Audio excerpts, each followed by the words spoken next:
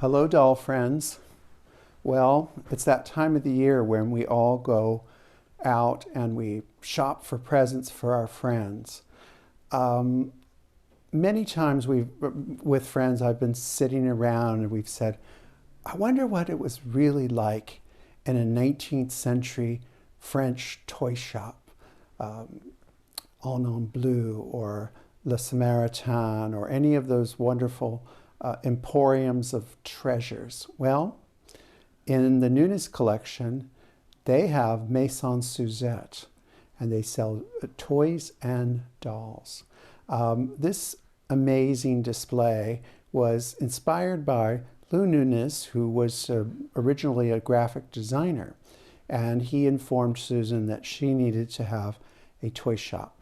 So they took one of their cabinets and they converted it into a just a dream of a 19th century toy shop. So I'm going to open the doors to Maison Suzette, which is laden with wonderful items. However, Madame Suzette is not the greatest merchant of all time because nothing's for sale. So it's only to look at.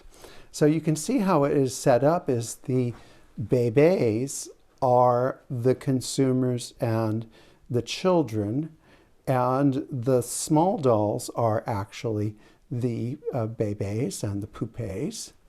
And it's really, again, a wonderful study group of French bébés, because we'll start from here. We have a Brevete Bru, a first series portrait, another first series portrait here with the amazing original crispy clothes and with the original sizing still in it.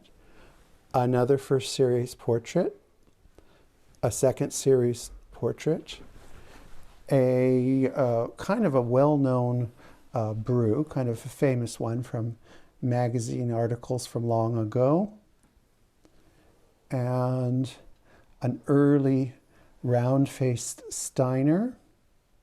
One thing I want to point out to you is, again, we have this little time traveler from 1920, probably about 1925, a little time traveler, this little all bisque bailo with the sleep eyes and the movable neck.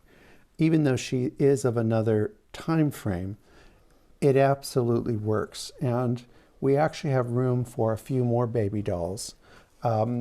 Yes, the Bentlim body wasn't invented yet, but you know what? When you have a beautiful christening dress, it works in the display. And of course, this is a fantasy piece that we have to acknowledge. And Mirror, Mirror on the Wall, the rarest doll in the shop of all, is a beautiful brown EJ. So what is interesting about this display is the anchor is very much a shop display piece. It's probably one of the least fancy pieces in the Nunez collection, but it's utilitarian and very shop-like. And then the rest of the furniture type display, or hardware if you like, are the shelves. And then it's just a mix of all kinds of wonderful pieces, from very, very prized all bisque dolls by Simon and Halbig and Kessner, and then some really cute German children with kites. There's 4 of them, and they all have kites, because that would have been a thing to do in the 19th century. And again, as I said, it's a mix. So there's toys, there's some cast iron pieces, some tin type toys, all kinds of toys. And a lot of the toys Susan and Lou already had, and they just kind of moved them around, but then things were also purchased to put this together. And here's something I want to show too when my cameraman catches up with me. And of course, doll heads would have been part of a doll shop. But look at, we've got some just simplistic Carl Horn dolls, which of course, compared to a Bru or a Jameau, aren't that exciting, but they add charm to the toy store. And then I want to point out that any Maison Suzette, like any 19th century purveyor of fine goods, would sell a bébé with a trousseau. So there we have I believe it's a little Kessner with a wonderful original trousseau of clothes, which appear to me to be very French. And then I should point out, again, another wonderful this is a big all bisque doll by Simon and Holbig in the original clothes. And then a Kessner in original clothes, dressed for Christmas with it looks like a original mohair skirt. And then, of course, a beautiful barefoot Kessner. And then the very rare sleep-eyed Simon and Holbig in original clothes.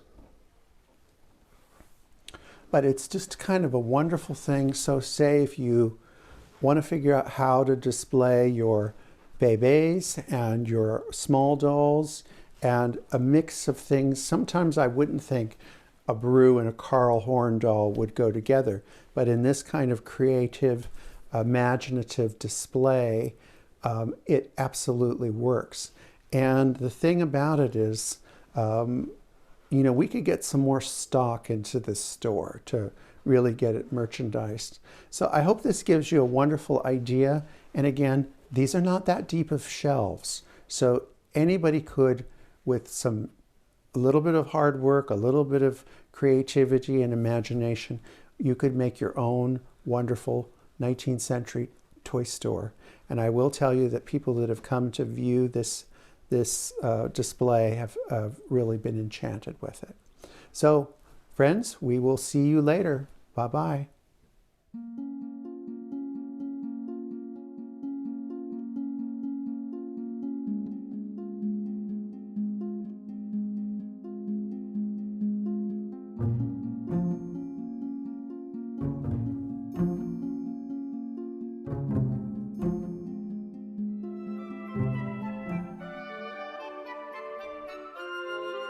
Remember to like, subscribe, and hit that notification button.